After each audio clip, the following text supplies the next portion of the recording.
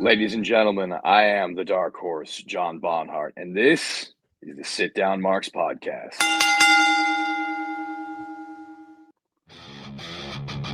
Hey, yo. If I can be serious for a minute. Oh, yeah. Acknowledge me. What's happening out there in Sit Down Marksland? It's that time once again to come on in and sit down. It's time for another episode of the Sit Down Marks podcast, 167 to be exact. We're excited for this one today, SummerSlam Preview 2025. They used to call it the biggest party of the summer. Will it be this year? Well, we're going to break it all down for you. And, of course, I got the squad with me today. Primo, the host, out on the East Coast. What's going on, Lucha Daddy? How you doing today, brother?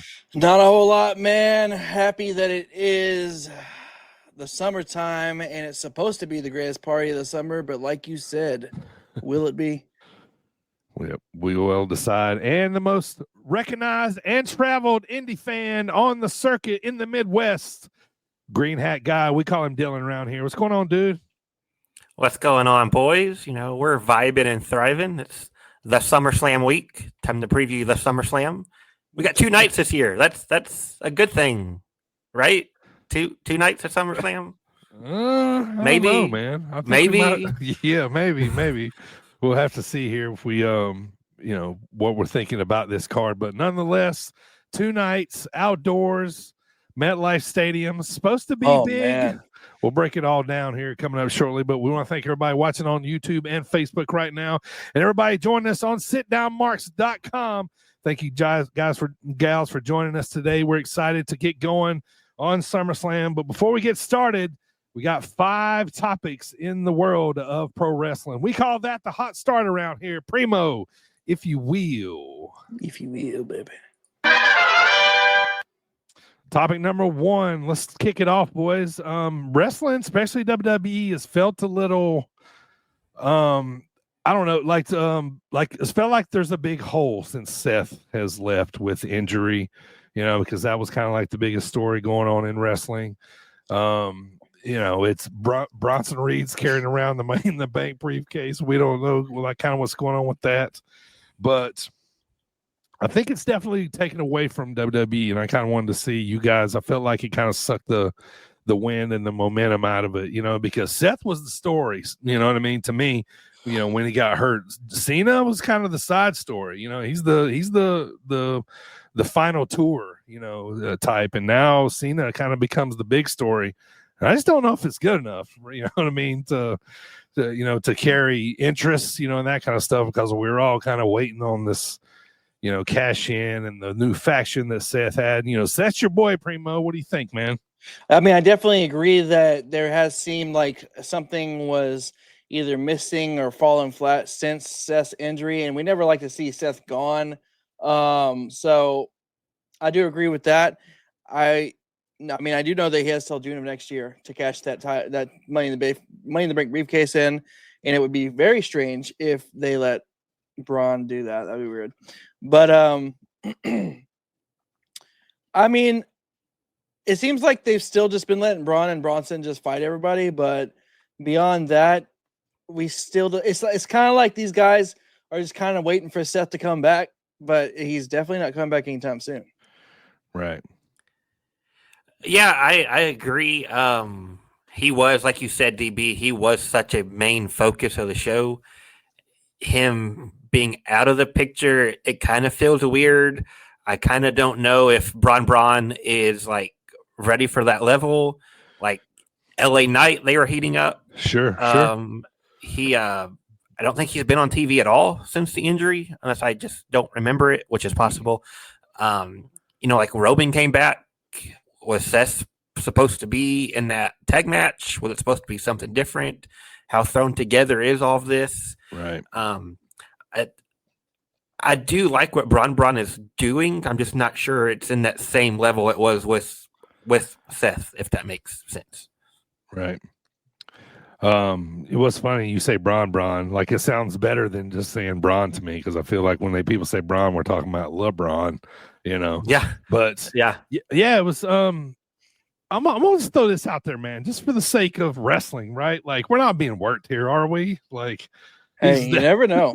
You know what I mean? Like, is this big cash in coming in at SummerSlam? We're all gonna be like, is that what's gonna make this card? And we're gonna pick our jaws up off the ground. But that is one of the theories. Yeah, I mean, I kind of feel like it's wrestling. We got to speak on it, right?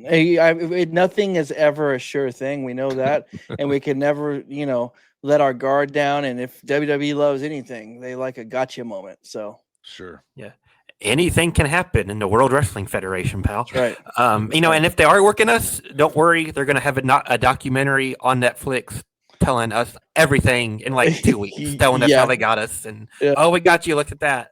Did we just have a Lord Alfred Hayes moment on this podcast? I think it might have been the first time. I love it, Dylan. See, that's why we brought you on, man. That kind of stuff right there, man. I love it. So I mean, so I think for the sake of of wrestling, kind of have to at least put it on the table, that it's there's a possibility. So Jim says before we get off to Seth, does Seth cash in on Punk eventually? I guess he's assuming that Gunther goes over Gunther. There you go. I'm sorry. I mean, that's definitely something. I definitely I'll qualify it, if Seth is back soon and it's not 6-8 months, I could definitely see him playing a factor with Punk in the title, and maybe that doesn't have to be soon. Maybe that can be 6 months from now. But whether it's him coming in and keeping Punk from winning or something along those lines, I can definitely see it playing a role, playing a factor. Right. All right, topic number 2, boys. TNA's got a little bit of a buzz going on right now. We just kind of want to kind of circle back, just to kind of future forward. We got a pod dedicated to TNA coming up in August, towards the end of August. So, but let's talk about TNA right now. Since partnering with WWE, you think it's helped them out a lot. I feel like some of us tuned in to Slammiversary thinking we were going to get something awesome, and the card was kind of meh, to me. I mean, a lot of us wanted, obviously tuned in to see AJ too, but you feel TNA's got a little momentum going, and the partnership looking good to you guys. So I have seen where people think that to me, they're kind of closed-minded because they think that it's just a one-sided deal right now, kind of like how it was with AEW, where WWE guys are going over. But I don't see that being the case.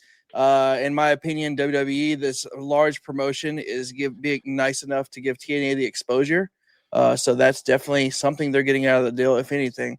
On top of that, their talent is getting to be on WWE television. They're getting that exposure to WWE Universe, who wouldn't necessarily watch TNA.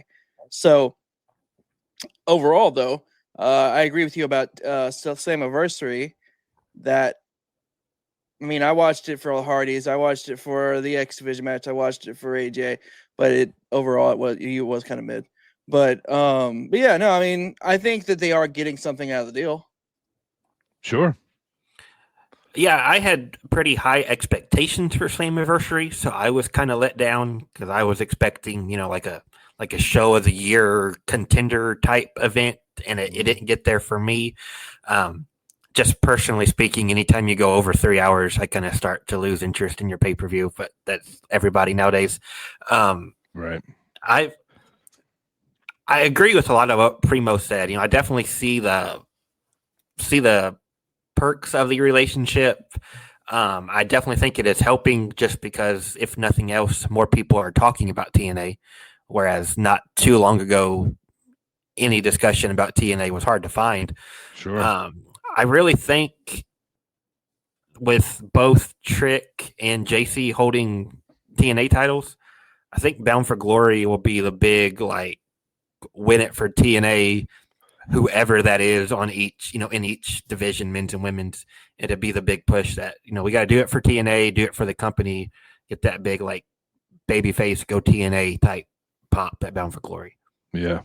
Yeah. I just think they might need to just they had to know they had some extra eyes on them at Slammiversary. And I feel like they had a chance to wow us big time, and make us return. They didn't quite do that, at least not, in my opinion. But All right, let's move on. Topic number 3, man. Speaking of momentum, man, I feel like AEW has got a lot of momentum right now. I feel like a lot of people are in on this Adam Page run. You know, we're seeing the AEW title now because we didn't see it for like 250 days, whatever it was. You know, Mox's group is kind of like on the slide now.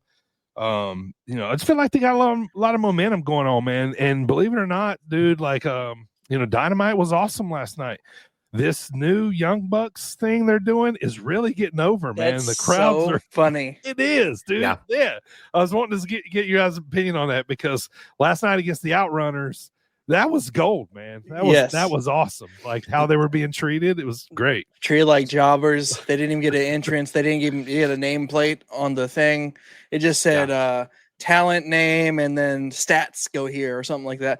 It's funny because I saw a meme. It was like, I forgot what year it was, but it was like WWE as jobbers. Sure. And then it showed Nick and Matt Jackson. And then or AEW, and it showed that nameplate from last night. That's very funny. Yeah, when it said like said talent and then like social media under it.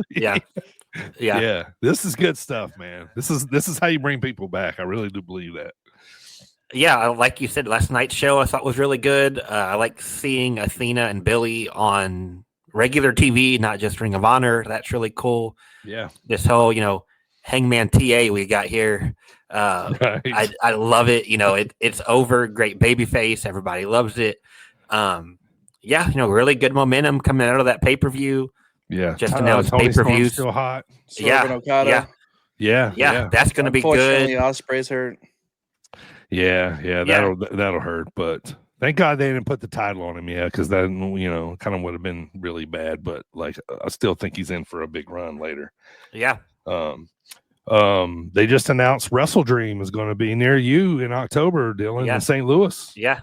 To be honest, I've not even looked at tickets yet, but I would like to think I'm going to be there. That sounds like a big show. Exciting to see, you know, what comes. A couple pay-per-views between now and then to see where everything's at come October.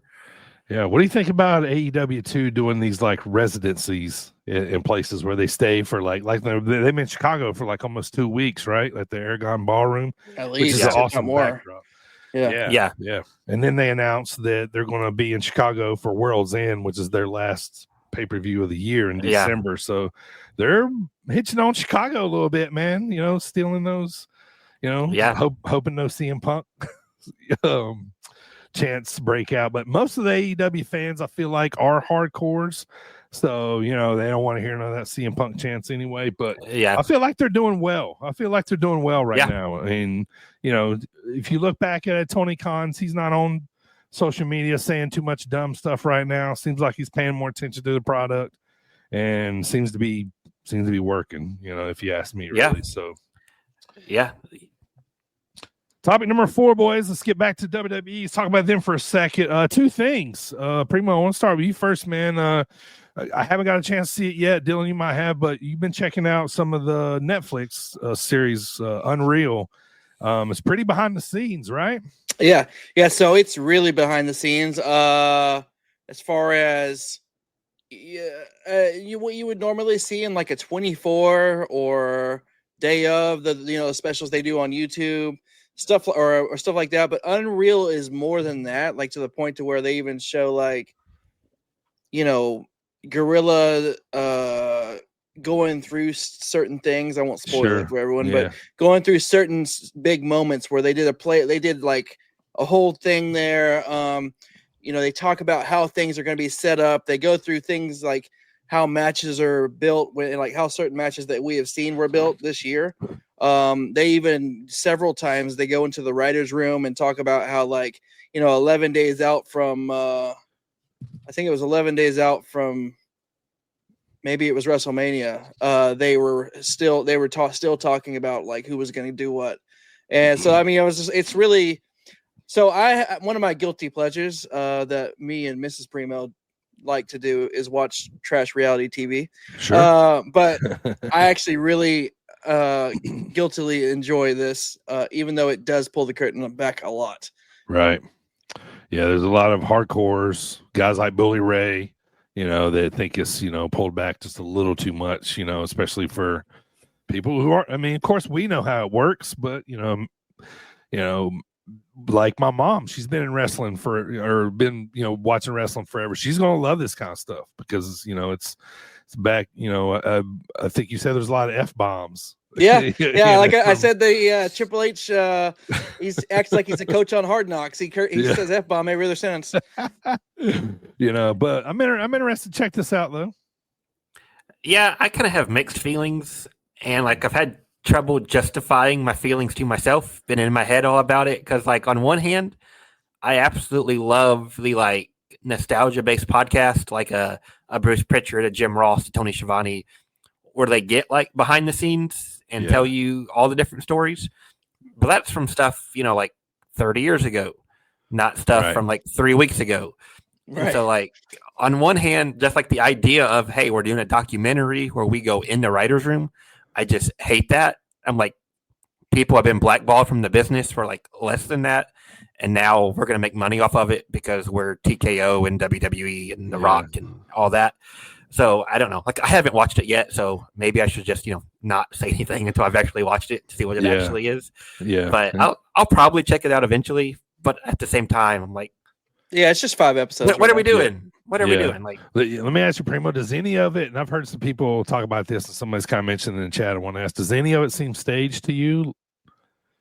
Staged. I mean, at the end of the day, we wouldn't know one way or the other. The whole thing is staged. Yeah, I was going to see if your radars went off. But no, I didn't. No, personally, I mean, if they said anything to save face one way or the other, I wasn't looking for that. I was watching it for face value. Yeah. So, no, I mean, I like I said, it was fine for me. All right. And last topic in the hot start. Oh, excuse me. Oh, man, I missed out on something. So they just did another round of WWE tryouts, too. I heard I didn't see anybody that I recognized too much from the Midwest. I know Big Ben Bishop. I seen he got in there. Laya Valkyrie's boyfriend got a tryout. Yeah. Anybody else that you guys see that I might have missed? That was the only one I knew about. Those two were off the top of my head, at least, those two are the only ones that stood out. Yeah. There was at least one or two, maybe more, like females from the UK. I saw like UK people being like, "Oh, hey, they're getting booked," or they're getting tryouts, I should say. But I wasn't positive who they are. I wasn't too familiar with them. But the Big Ben Bishop one, I think I said that all right. 6'12". He was on there, and I'm blanking on his name. Lyra's fiance, LJ Cleary, I think is his name or something. I've seen him a time or two. I've actually enjoyed, like I said, the very few matches I've seen of his. But hopefully it works out for some of them. Yeah. All right, topic number 5, boys. We got to talk about it because he was a legend in wrestling. The immortal Hulk Hogan died at 71 years old. He died to a lot of mixed emotions. I think in a nutshell, the way that put it, that I mean, we wouldn't be where we are in wrestling without this guy, in it. He brought it to the mainstream, put a lot more eyes in it, on it than was, he made us believe, as a kid. I think all of us loved Hulk Hogan. Most of us did not like Terry Bollea. Especially, even seeing the stories in wrestling, of, the stories that we've, heard of, him, holding guys back, and that kind of stuff. I mean, it's politics, right? It's going to happen in wrestling, and I think another big story and lesson in this too is never meet your heroes,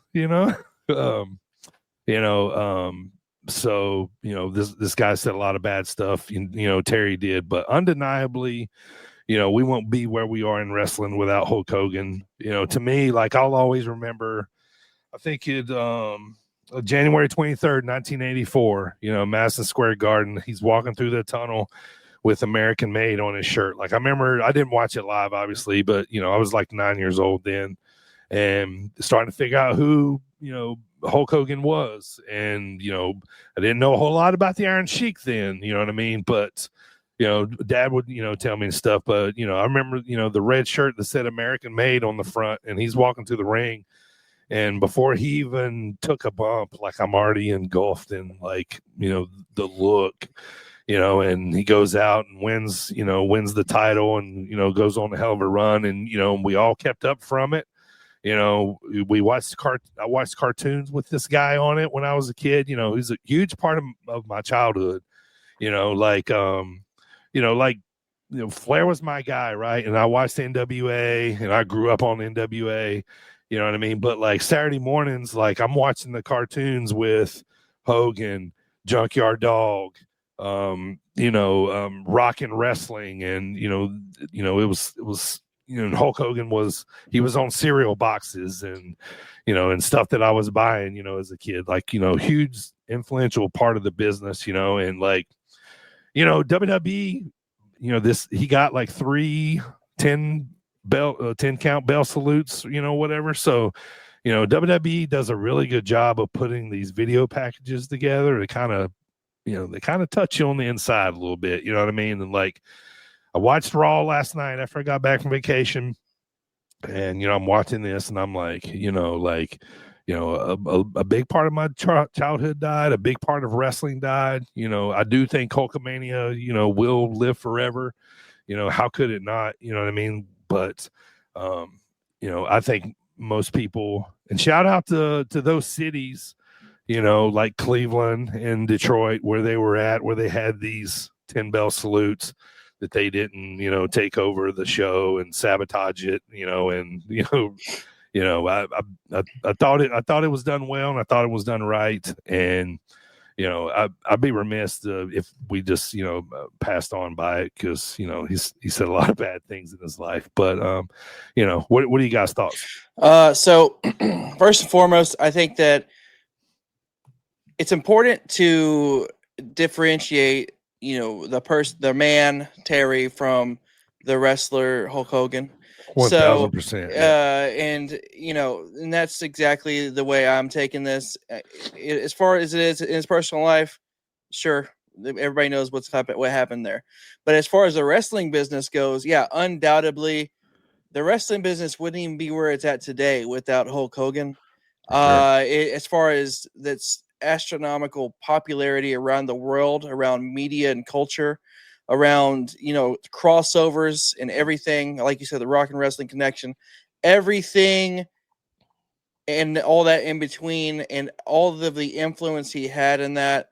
I remember growing up, so before John Cena, and before Stone Cold, back then, if you said you were watching wrestling, I'm like, oh, if somebody doesn't know who wrestling, what do you think about wrestling? Say, was that Hulk Hogan stuff? Right. You know what I'm saying? So, yeah. Even people that didn't know wrestling, they knew who Hulk Hogan was. Absolutely. But yeah, no, his contributions through the roof for what he means to wrestling, and yeah, of course, 72, right? That's still kind of young. So that's, but yeah, it does kind of suck. So sorry to see him go. Yeah, like this, honestly, this hit me a lot harder than I thought it would. Sure. Because, it's the wrestling business. It sucks to say, but it's just fact. Like, we're kind of used to this in a lot of ways. But this one really hit me. And it's one of those, like, because it's Hogan, all the stories and stuff, like, in the weeks leading up to it, there was, like, rumors coming out that maybe he wasn't in the best of health. Sure. But you never know what to believe. Is he purposely working us? Is this just lies to cover up, what was actually going on? Sure. You never really know. So when it came out like a week ago that like he had actually passed, like it really hit me. I'm not a wrestling fan if it's not for Hulk Hogan. Like I can say that he was it was him and Goldberg and Sting that were like my 3 people when I was first getting into the business, or getting into the business, good grief, into being a wrestling fan, I should say. Sure. I like the perfect age to watch the like prime WWF Hulk Hogan stuff on VHS tapes while living the NWO WCW Hogan. I can vividly remember in WCW the night he went back to the red and yellow. It wasn't a long run, but it's him and Sting and Goldberg in a 6-man tag. So I was like, oh, this is my 3 guys. We just happen to have that Nitro on, and he comes out in the red and yellow instead of the NWO. And I lost it because it's like good guy Hulk Hogan. Right. And, just like you said, he had 3 different 10-bell salutes, and I think he deserves it. And I expect him to get something at SummerSlam. And, again, well-deserved. And, it sucks. Hate to see it. Yeah. I hate to see it too, man. Like I said, I feel like a big part of my, childhood died when he passed, and so. All right, boys, let's move on. It is time now for the Dropkick discussion of the week, where we're going to talk about SummerSlam Preview. Before we do, let's hear a word from Gary J. You're listening to the Sit Down Marks podcast, and I'm the King of Catterday, and it's Gary fucking J. All right, well, if you've been listening since the beginning of the pod, we kind of alluded to, our not so excitement about this year's 2-night SummerSlam. But if the one good thing I'm looking at, I think it starts a little earlier on Sunday, so at least we got that going on for us. But let's break it down each night. Let's talk about night 1 and make our predictions and talk about what we think might happen, and then we'll kind of smelly mark our excitement at the end. But yeah, I feel like this is one that really hasn't had too much of a lead up, too much of a build, and that could be due because Seth is hurt. Maybe we're a little less interested. Like I said, this flips to the biggest story being Cena now on the card with his farewell tour. But let's jump into it, man. Night 1, MetLife Stadium in New Jersey. World Heavyweight Championship. Gunther versus CM Punk. I feel like this is a match like they probably could have had any time, and I feel like they probably leaned into this one because maybe the cash-in was going to happen, or maybe because Seth got hurt. I can't remember which got announced first. But what do you guys think about this one here, man? Any chance of CM Punk wins the belt? There's a chance, sure, because it's Punk, but I'm picking Gunther. I feel like it was kind of a quick, rushed build, just 2 or 3 weeks or however long it's been. Same. I really thought this was going to be the Mania match before the whole Mania season started to unfold. Right. It's Punk and Gunther. It'll be a good match. They're in a spot right now where Gunther just wins, and I love it. You got Jey Uso, all the hype behind him. Gunther just beats him. You got Goldberg comes back. Is he going to win the title? Is he going to retire? What's going on? Gunther just beats him. So now you're going to have all this Punk hype. Punk's finally going to win the title in his comeback. And I'm picking that Gunther just beats him. What do you think, Primo? So I can now hop back off the Gunther train. I, was on it for just a short little quick stop as we were on to Goldberg Avenue, but thankfully that's over. I will say the build up to this has been kind of subpar. Like they barely one or two promos. And before that, just a couple of weeks ago, CM Punk was still fighting with Seth's group. So it's but at the end of the day, I remember all the excitement of the potential, even though we knew he wasn't going to beat John Cena, of CM Punk beating John Cena potentially. So maybe, I would be just as excited to see him hold the World Heavyweight Championship for the first time in a long time. I feel like Gunther's going to retain, but it's going to be through shenanigans like Braun and Bronson, attack, some along those storylines, or maybe, somebody attacks him and he starts a new little small feud with somebody else. But yeah, just because of the short build up, what I feel like is kind of thrown together, I'm just going to stick with Gunther here. I think it would maybe take at least another match, maybe or two to get it off of him. WWE Women's Championship. It's Tiffy time. She's the champion versus Jade Cargill here. I think Cargill won the tournament. Yes, to get the shot right here against Tiffany. So I'm gonna say Tiffany retains. I don't think Cargill's. I mean, I know they're wanting to get her going as quick as possible. Maybe not here yet. I can see her doing it like Survivor Series, but I'm gonna play the long ball here and say that Tiffany holds on for now. I agree. I not only do I want Tiffany to hold on to it, but I don't want Jade to get it right now. So, yeah, I think Tiffany retains. I'm going Jade. Honestly, I don't care. Sure. I'm not really invested in any of this story.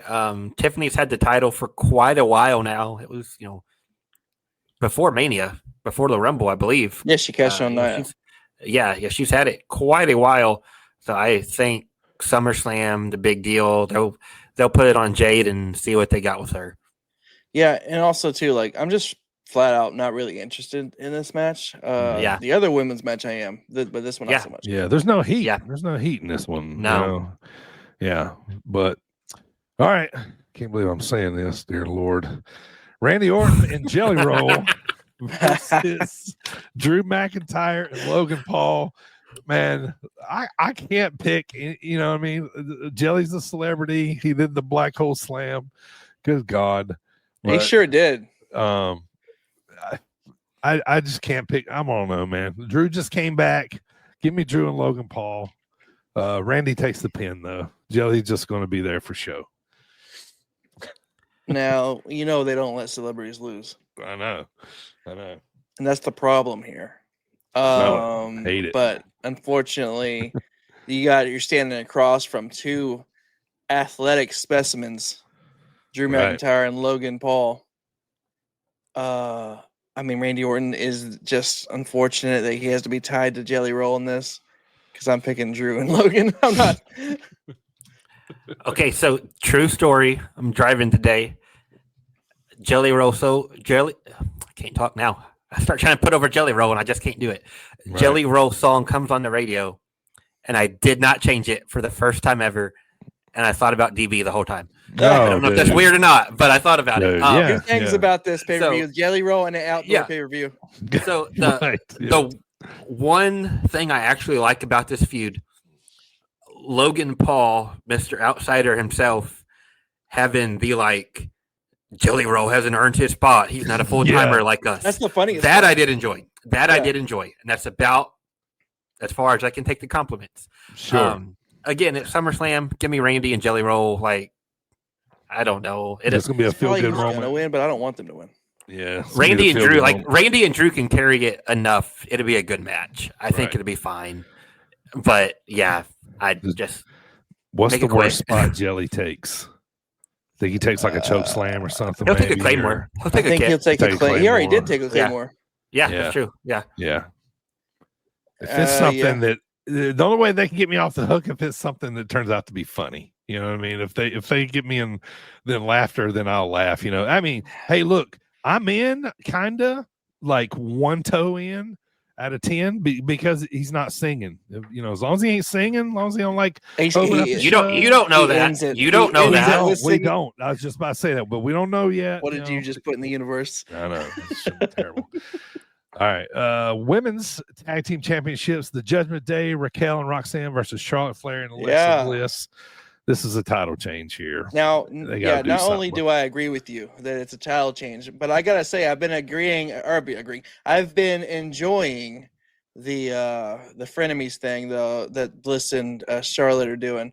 Yeah, it's really funny, and it's kind of nice to see people cheering Charlotte again. And on top of that, so I just and they have good chemistry. Yeah, I'm excited for this one. I've been kind of, down in the last couple ones. I'm actually really excited for this one.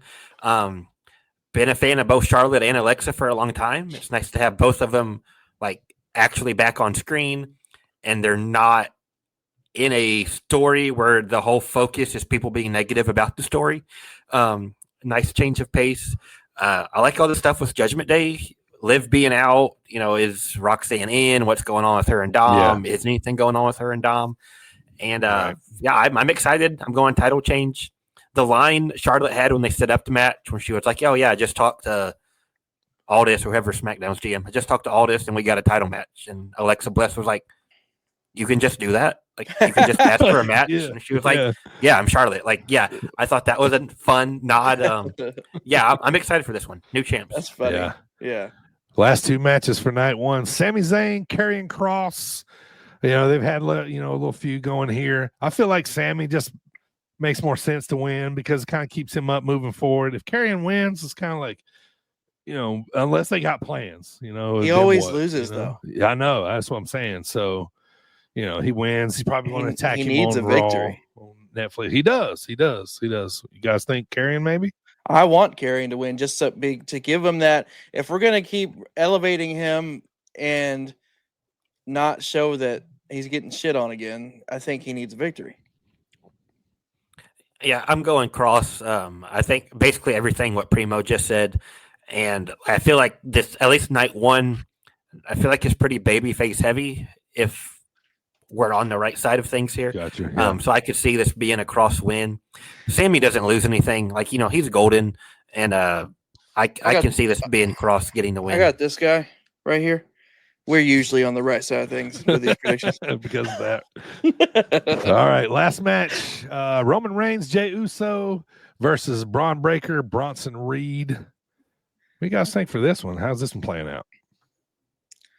This is where it's dumb because what they choose to do and what I think should be done are 2 different things. I think there's no reason why Roman and Jey would ever in a million years lose to these guys unless it's Smozzy. Right. So, but that's just the way it is. It could very well be a Smoz fest. But I want to see Roman and Jey go over. It feels like a Roman and Jey go over, especially with how Raw ended with the big beatdown and Bronson stealing Roman's shoes. That was shoes cool. thing was funny.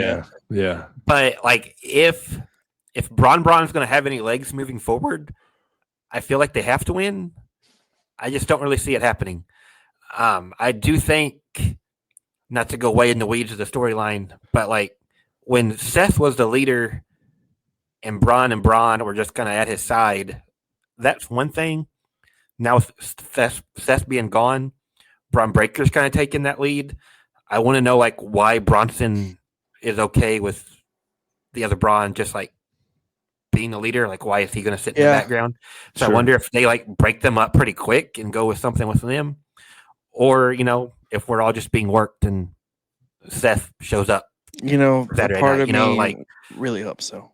Yeah, but I'll officially, quote unquote, I'll take Uso and Roman to get the win. Yeah, me too. I just don't see them losing. I mean, Seth's cronies can't win all the time. You know what I mean? They got to take some losses. But what do we go home on night 1? Gunther and Punk?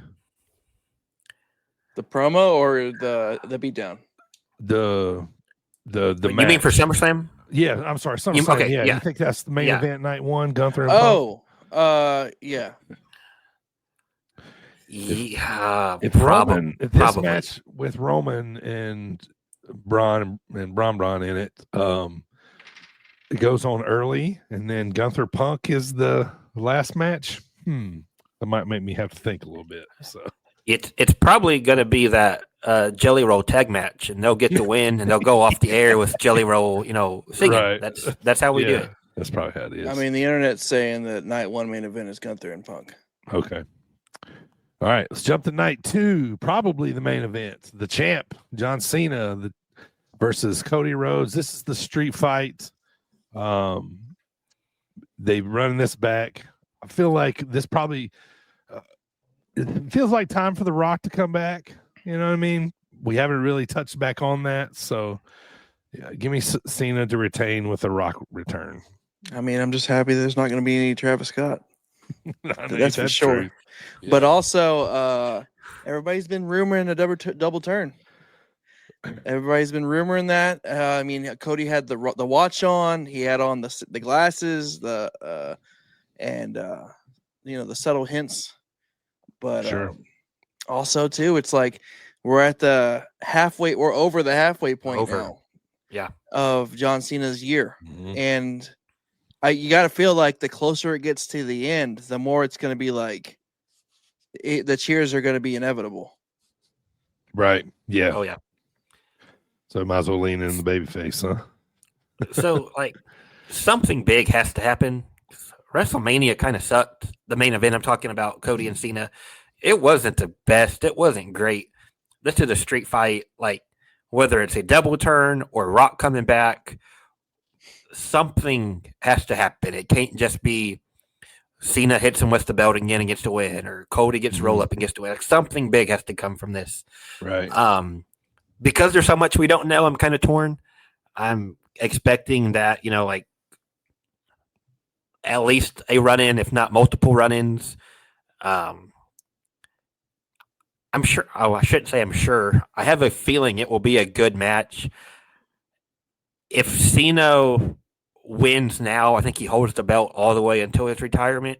So that's kind of where I'm at. I read it online. I don't know if it's true. Maybe you shouldn't repeat it type thing. Like his number of dates is down to just like 11 or 12 or something. Like we're getting close to the end. Sure. So I'm going to go with Cena, but I don't feel good about the pick. I'm not confident in the pick. I think it'll be a fun match, and I'm going to go with Cena. All right. Women's World Championship, the triple threat. Naomi, your champion, versus Rhea versus Io. I think they make Naomi look really good here and get probably the biggest win of her career on the biggest stage probably so far. So I'm gonna stick with caution to retain. we will be proceeding with caution. I agree. I think Naomi retains, but it's gonna be a hell of a banger. They're just gonna continue off of that last match that Io and Rhea had with even more awesomeness of Naomi being in there. Agreed. Yeah, I agree. I was just trying to look ahead to make sure I didn't contradict myself, but I think this might be the match I'm most excited for on either night. That triple threat they had at Mania with Bianca in there instead of Naomi was just incredible. And I have, pretty much the same expectations for this one, expecting it to be hot.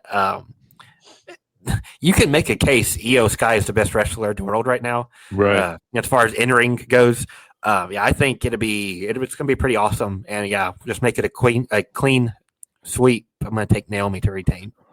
And I don't know if you guys noticed this too, man. And it's definitely warranted, but one of the most crowd reactions, and I feel like matches that are most paid attention to right now in arenas, big PLEs, whatever, is the ones that Rhea is involved. Everybody watches her, man. The dudes, the women, you know what I mean? Like those are paid attention to. So they're going to get a lot of reactions and and gasp and stuff from their big spots. So I fully expect the stadium to be rocking during this one when they start doing some stuff. So women's Intercontinental Championship, I think this is the trilogy maybe between these three. Becky Lynch the champ versus Lyra. I feel like Becky's probably gonna retain. What do you guys think? I don't really have a reason one way or the other than than the feud. They'll probably go back to it, but I'm leaning Becky. I've enjoyed this feud, and I think Becky wins when Bayley cost Lyra. Bayley's not on the card. She's been heavily featured in this rivalry. Sure. So I think it'll be like the Becky took me out before Mania and you did nothing to help me and yada, yada, yada. You took away my title opportunity. I'm coming to beat you up. I'm excited for it. I think Becky retains. Yeah. I mean, I just don't care about this one. Yeah, I really don't either. It's sure. For some reason, I just feel like I just never see Becky. I don't know why, but like on Raw and stuff. I mean, obviously she's there. She comes out holding the title, walking out, right. After a Lyra match or something. But like you see these full matches with Lyra, and then you see Becky for 2 seconds, and then she's gone again. Right. Yeah. No, I agree. They'll probably not lean into this, considering everything that happened in the past week. But Becky was starting to lean into like the Becky Hogan moniker they were throwing on her online, like starting to wear the red and yellow. Given the recent past, I don't think she'll come out in red yellow, but she was really leaning into that. Like, Sure. so that probably won't happen. But yeah, I've enjoyed it. Let's flip to the men's Intercontinental Championship. Dominic the Champ versus AJ Styles. And new here. I think it's time to put some gold back on AJ. Yeah, it's been a good run for Dominic, I think. Solid run. Solid, fun little feud. We've got to see some comedy AJ. Sure. Yeah. Which has been really funny. And honestly, all it does is, and like I've said before, I'm not mad at Dom losing the title because you can't be a 2-time without losing your first one. So, you know what I mean? True. I'm going Dom. I think he's going to get to win, celebrate with his chicken tendies, his new Switch. Unless it's like a Judgment Day is just like falling apart. Like the women lose the tag belt Saturday, Dom loses the IC belt Sunday, and Finn's just kind of left there going like, what happened, guys? You all lost your titles. Why can't you be like JD? Yeah. Right. I could see something like that playing out, but I feel like Dom hasn't really done a whole lot with the title. So I'm going to take him to retain. Hey, I'm cool either way. Yeah,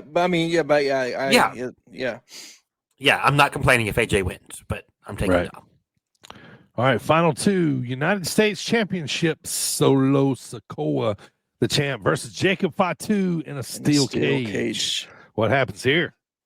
Well, first of all, do we say that somebody actually escapes the cage, or do they pin?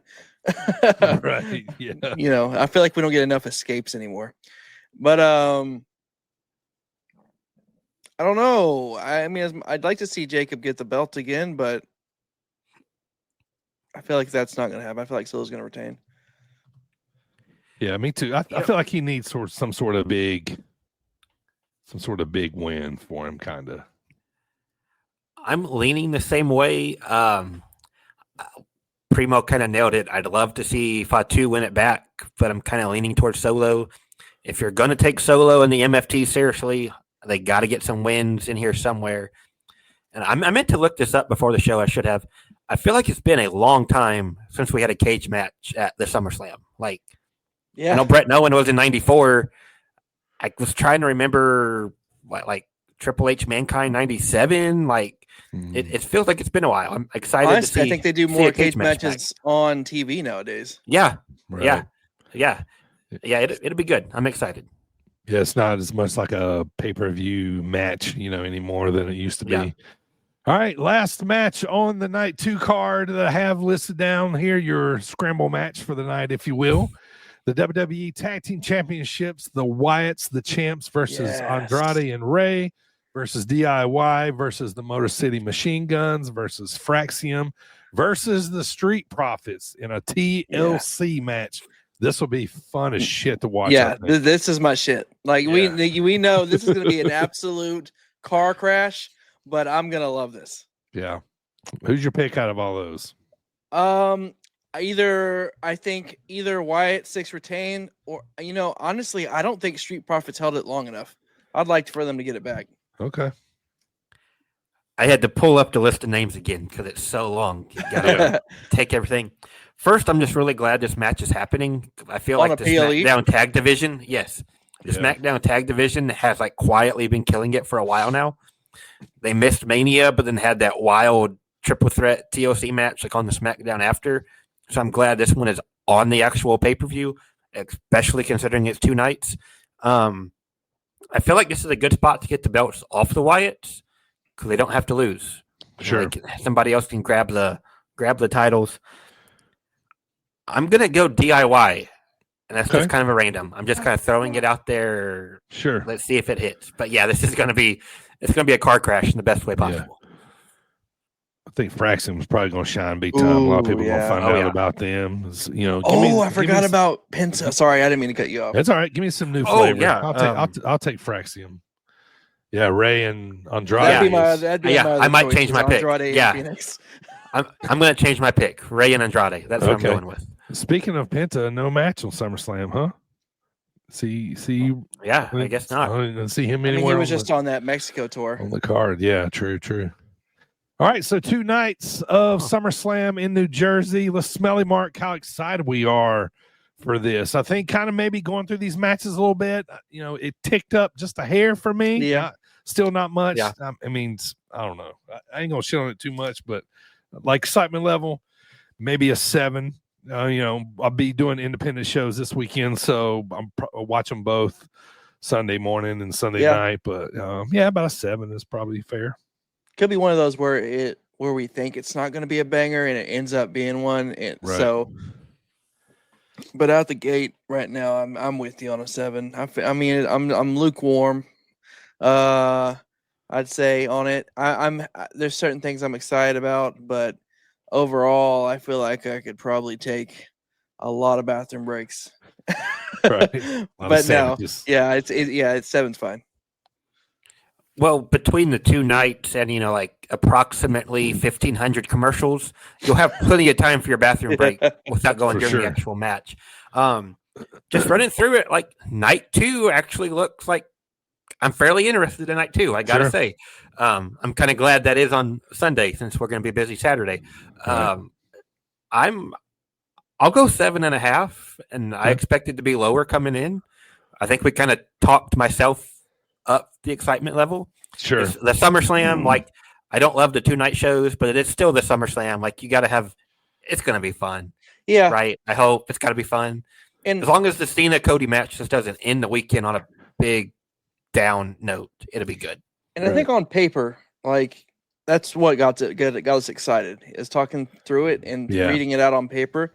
But I think what fell flat was the buildup. So spot on. We did better on the build up on that right there than they did, basically. So all right, so that's gonna do it for this podcast. Make sure for this segment of the Dropkick discussion. Make sure you guys tune back in with us next week, as we're gonna break everything down that happened in episode 168 in our SummerSlam review. All right, boys, it's time to go home, man. Primo, let's hear a word from Levi Cooper. Baby. This is Levi Cooper, and you're listening to the Sit Down Marks with DB, Primo, and AJ. And Dylan. Well, thank everybody watching on YouTube and Facebook right now, and also everybody listening on Apple, SportzWire Radio, Spotify, all those podcast platforms. We appreciate you checking us out.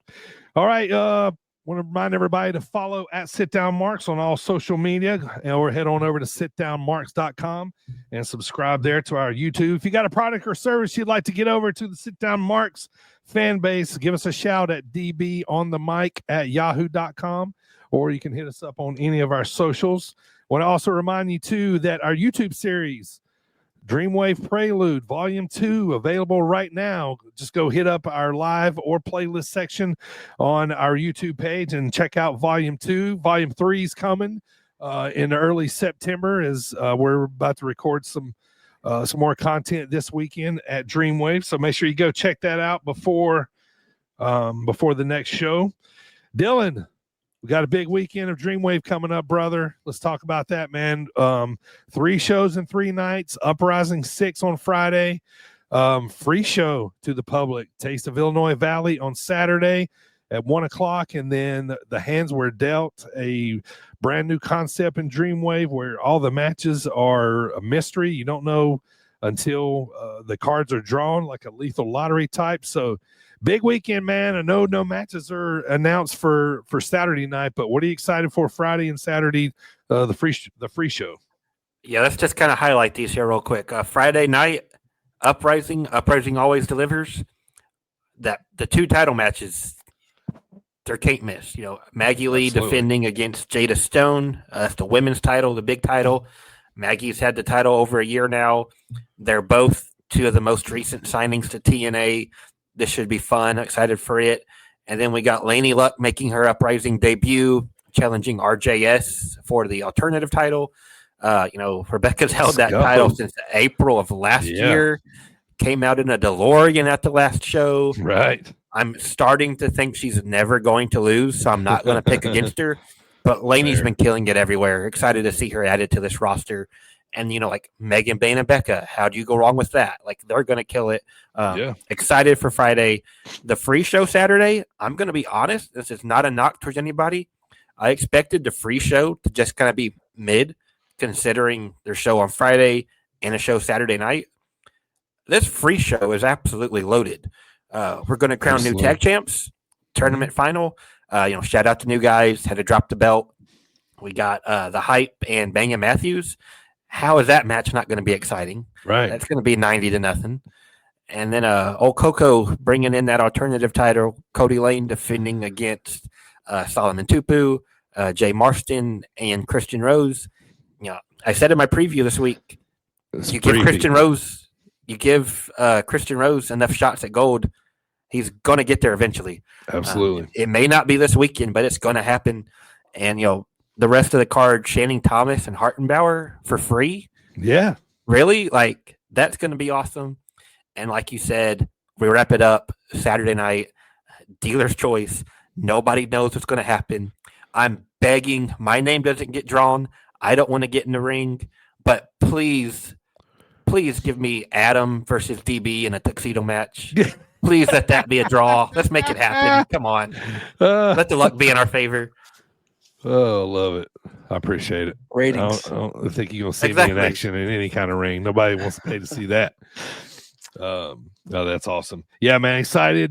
Big weekend. A lot of Dreamwave, implications in this free show. You know what I mean? Yeah. Uprising 6 Friday. I think there's like very limited tickets available at dwtix.net, but make sure you go check that out. But all you got to do is come to Peru, Illinois, the Taste of Illinois Valley Saturday Festival. Come out, watch Dreamwave. You get to see a free show, man. And like Dylan said, it's stacked for a free show. Anything else going on? Anybody else should check out and watch this weekend, Dylan? In the preview, it's SummerSlam weekend. Everybody's in Jersey for the SummerSlam. Sure. GCW is running 3 or 4 shows. Bloodsport's back. Natty versus Masha at Bloodsport. Wow. That's going to be sick. So that'll be fun. Check those out. ICW's back. Those that I just mentioned and the Dreamwave weekend all covered in my preview. Best found on my Twitter at DHagerJ15. We didn't even mention DB on the free show. You got the world champ Connor Hopkins, the women's champ Maggie Lee teaming up against RJS and the GOATest of all time, Bobby Orlando. Right. That's for free. They're just giving that away. Like it's insane. Yeah, and we heard earlier today that Tommy Dreamer got pulled from the Saturday night show because of XM wanting him to cover SummerSlam. And Real One, also known as Enzo Amore, aka his agent double booked him. So I'm assuming these guys will be back in the future. So, but still going to be fun Saturday night.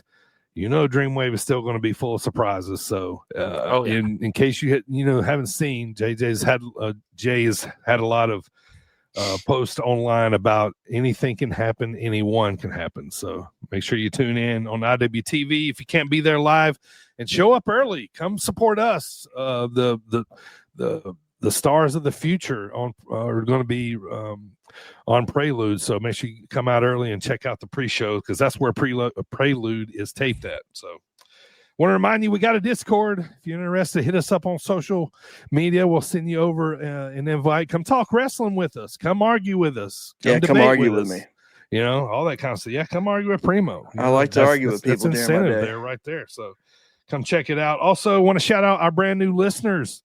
Well, maybe not brand new now, but we're getting a lot of support from Germany, Saudi Arabia, Italy, France. Shout out to you guys, man. Appreciate you checking out the pod, staying with us. Really do appreciate it. Want to shout out SportzWire Radio, too. It's been a little while since we kind of talked about Thomas Bryce and everybody over there. They've been supporting us since day one. So I want to shout out those guys. Make sure you go follow them and check out all their great shows on there. But let's talk about what's coming up next for the pod. What's happening in the month of August? Well, July we cranked out, I think it was 6 podcasts total, counting Prelude. So lots of content there for you if you hadn't checked those out. Yeah, talking about Connor Hopkins a second ago, he was just on. That's right. Yeah, so definitely go check that one out. Great interview with Connor. It was really cool because we had him on almost 100 episodes ago. Crazy, funny, you know what I mean? And so it was kind of cool to see, like, what he's morphing into and the type of wrestler he's become since then. But coming up in August, like I said, we're going to talk about SummerSlam, everything that happened there. Primo's coming back with another cheap pop sometime in April, so look forward to that one. Always excited to when those always drop. Our guest of the month, Shane Belima. He is the Shane Show in Zawa Live and other promotions. You've seen him in Destination 6 around Illinois. We haven't had too many managers on the pod, so I thought it'd be a good time to bring Shane on. Shane's doing a lot of things in the special needs world. I can relate to that, so we're going to be talking about that a lot. So going to be talking about him and him coming and first, starting out as a fan, then morphing in, to being a manager and everything that entails with that. So another full podcast coming, or another month of full pods coming to you in SummerSlam, in August. And then we're at the end of August, we're going to have a pod. We're just going to talk about what's going on in TNA and the Dropkick discussion. So I like to do that ever so often. So all right, look forward to everybody coming back next week. If you're new to the pod and you're watching right now on YouTube and Facebook, stick around. We got a little Easter egg segment where we look at old wrestling posters. So make sure you hang out and check that out. So going to be a busy weekend for me and Dylan. We got a lot of wrestling to watch, a lot of content to get for Prelude. So we're excited for that. So, all right, boys, you ready for SummerSlam? As Raves are going to be. Yeah. Third biggest one of the year in WWE's, because Rumble's bigger than SummerSlam to me. You know what I mean? Now, so yeah. Remember when it used to be the biggest party of the summer? I mean, I guess I don't know. I mean, what other party is there? TLC happens at the beginning of summer. Yeah, I think so. But other than that, heard there was a pretty big party in like Peru, Illinois, maybe. They may have had like 1,000 people in front of like a Casey's, summer spectacular. That's true. Yeah. A DeLorean pretty was big party. Pretty big party. Available right now on IWTV. Go check it out. So, all right, I want to thank everybody for subscribing, downloading, and checking us out. We appreciate the support. We hope you guys are all having a great summer. We'll see you back here next week when we talk about everything that happened with SummerSlam and also everything that happened with Dreamwave. Check us out on IWTV this weekend. For Dylan, Primo, I am DB. Thank you guys. We'll see you guys next week. Keep spreading the good word of wrestling. We'll see you next week. Adios.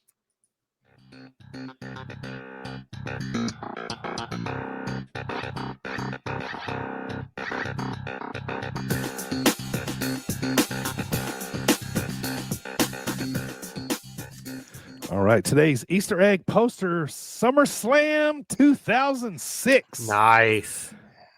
Speaking of the biggest party of the summer, big time for DX here. SummerSlam 2006. This one was held in Boston, Massachusetts. Big matches were Edge going over on Cena. Edge was the champ at the time. Just talked about that. Yeah, DX versus the McMahons on this card. Yeah. Flair lots of cock jokes and wiener jokes here. Yes. Flair beat Foley in an I Quit match. This was during the King Booker era. Booker. He went over against Batista. Hulk Hogan wrestled Randy Orton here. Yeah. On this card. Yeah. And then any guesses who the ECW champ was in 2006? It's Mark Big Henry. Show. No, Big Show. Well, Big Show Sabu. Yeah, Big Show. Yeah. But I thought this was a fun one from back at SummerSlam. Yeah, this was like, they were still doing the wiener jokes and lots pushing the envelope. What really stands out to me is that it's a fun poster. It's not just like you said, Batista and Booker, I believe. It's not just Edge and Cena or Batista and Booker. It's we're having a party. We're in a pool. We got hot dogs. Bear Squad's in the back. Yeah. Shout out to Spirit. Somebody's jumping off the house. Looks like Mark Henry's throwing somebody off the house or something. Yeah. Yeah. Who's that in the chair? Oh, is that Ray? Ray in the chair. chair. Yeah. Nice. Yeah. That's fun. Speaking of, you said Booker. Sorry. We're talking actual Booker T. WCW has been doing WCW pay-per-view marathons all week. And I've been randomly tuning in, and I tuned in the other day whenever he won the title off of Jarrett. Oh, nice. Oh, Yeah. wow. That's wild.